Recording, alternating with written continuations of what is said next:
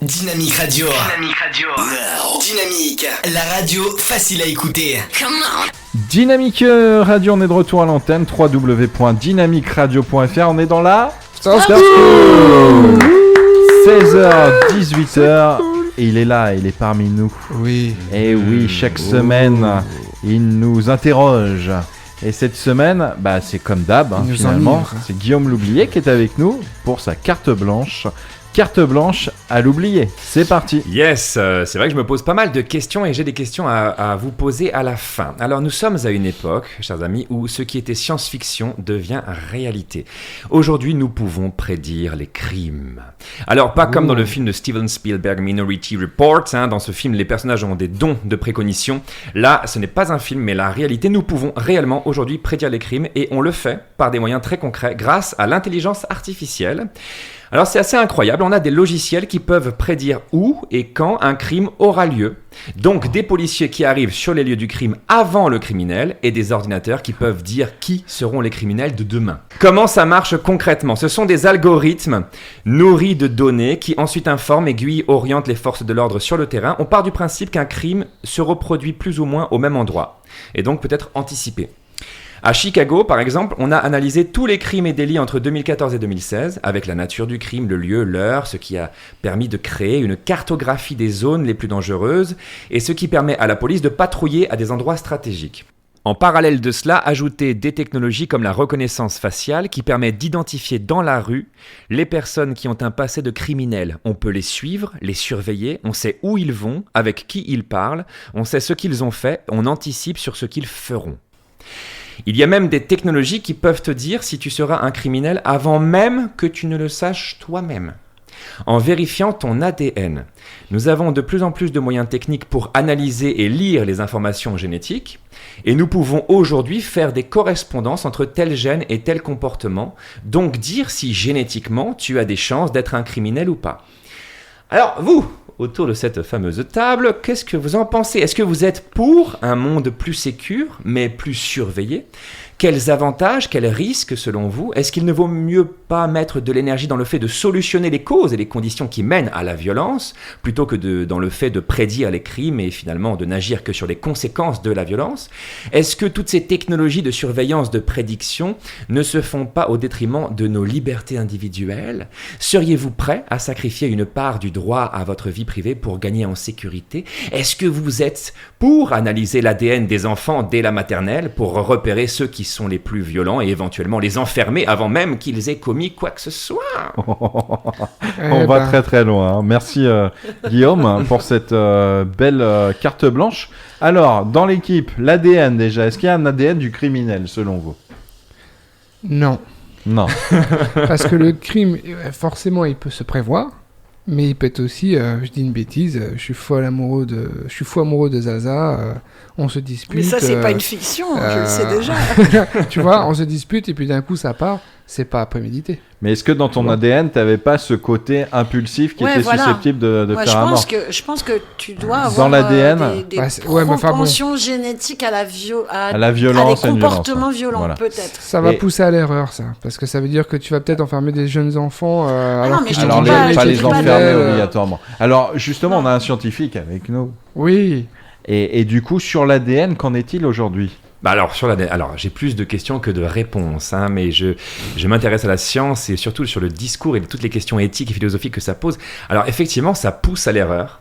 Oui. Il y a un reportage magnifique qui s'appelle donc Prédire les crimes de Monica Henscher, je crois, désolé si je me trompe.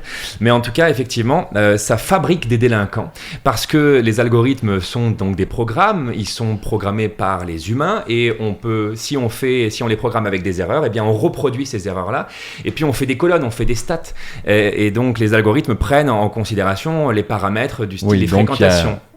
Et donc, il y a des erreurs. Il y a des erreurs, des biais. Sûr. Et puis, il y a une personne, il y a le cas d'une personne dans ce reportage où on voit qu'il a juste, je crois, fait des paris en ligne. Et puis, il a, il a fumé peut-être du cannabis. Bon, et donc, il a des amis, par contre, il a un ami qui est mort, qui s'est fait assassiner, et des amis qui sont de mauvaise fréquentation pour l'algorithme. Et donc, cet algorithme fait un lien.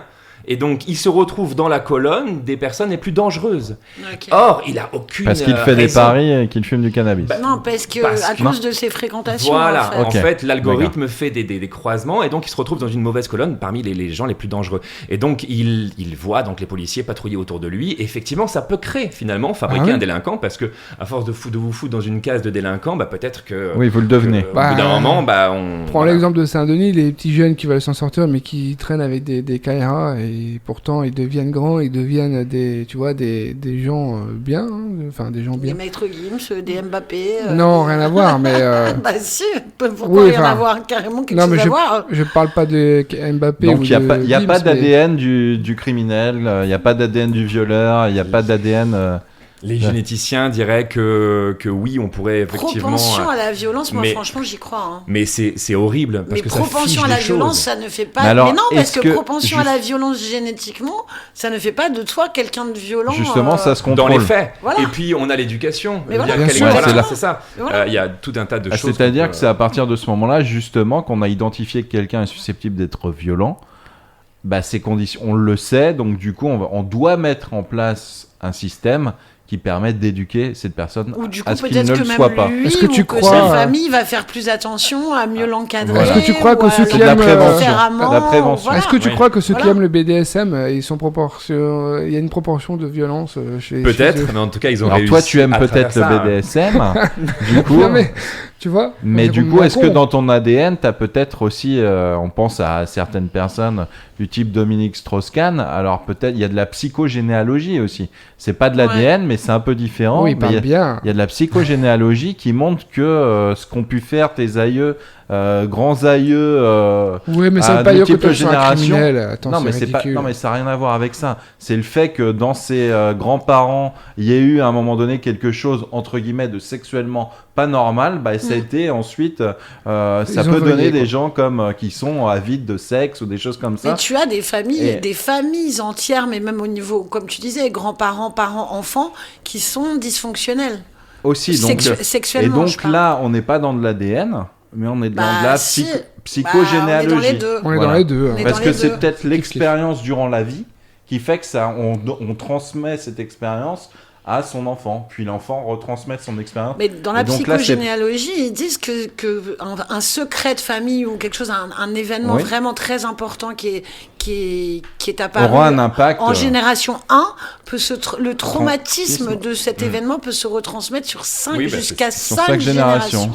C'est les dernières études. Et là, on est dans de la avant, psycho. Ils disaient 3, et on n'est pas dans de l'ADN. 5. Donc, si on arrive à déterminer qu'également dans l'ADN, il peut y avoir des choses comme propensions ça, des propensions A, comme tu dis, dans ces cas-là, on peut faire de la prévention. Au même titre qu'on pourrait faire en psycho, on peut en faire aussi dans le domaine scientifique. Tout à fait. Enfin bon, après, c'est passionnant, voilà. En tout cas. C'est très passionnant.